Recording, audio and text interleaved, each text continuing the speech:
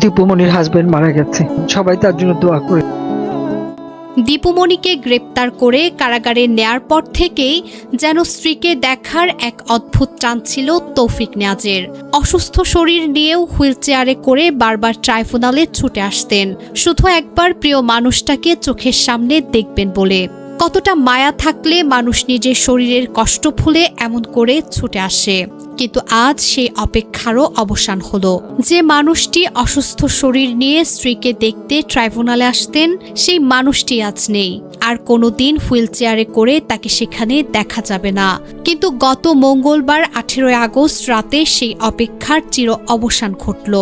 রাত 10:27 রাজধানীর গুলশানের কন্টিনেন্টাল হাসপাতালে, সাবেক ইউনাইটেড হাসপাতাল, চিকিৎসাধীন অবস্থায় শেষ নিঃশ্বাস ত্যাগ করেন তিনি। মৃত্যুকালে তার বয়স হয়েছিল 76 বছর। অথচ কি নির্মম পরিহাস, স্বামী চলে গেলেন চিরতরে, আর স্ত্রী রয়ে গেলেন কারাগারের দেয়ালের ওপারে। শেষবারের মতো পাশাপাশি দাঁড়ানো তো দূরের কথা, শেষ বিদায়টুকু হলো না চোখের সামনে। কোনো শেষ কথা, কোনো শেষ স্পর্শ, কোনো শেষ চোখের দেখা, কিছুই হলো না। শুধু একটা শূন্যতা রয়ে গেল দুজনের মাঝে। একজন চলে গেলেন অনন্তের পথে, অন্যজন রয়ে গেলেন লোহার গড়াদের ভেতরে। ব্যারিস্টার তৌফিক নিয়াজ ছিলেন বাংলাদেশ সুপ্রিম কোর্টের একজন জ্যেষ্ঠ আইনজীবী, কিন্তু আজ তার পরিচয়ে সবচেয়ে বেদনাদায়ক অধ্যায়টি যেন একজন স্বামীর, যিনি প্রিয় স্ত্রীকে এক নজর দেখার মায়া বুকে নিয়েই পৃথিবী ছেড়ে চলে গেলেন। তাদের দাম্পত্য জীবনে শুরুর কথা প্রকাশ্যে খুব বেশি জানা যায় না। ব্যক্তিগত জীবনের এই অধ্যায়টি তারা সবসময় গোপনীয় রেখেছেন। তবে জানা যায় তারা দীর্ঘদিন ধরে একসঙ্গে জীবন কাটিয়েছেন।